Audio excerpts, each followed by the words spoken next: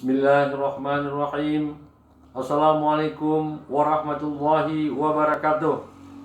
Saya Dr. Andes Azmi, MAP, selaku Sekretaris Daerah Kabupaten Aceh Singkil, menghimbau kepada segenap masyarakat Kabupaten Aceh Singkil agar tetap mematuhi dan menerapkan protokol kesehatan dalam aktivitas sehari-hari, seperti menggunakan masker, sering mencuci tangan, memakai sabun, dan menjaga jarak, serta mengurangi aktivitas di luar rumah dalam rangka upaya kita bersama untuk melakukan pencegahan penyebaran COVID-19 di Kabupaten Aceh Singkil yang kita cintai ini.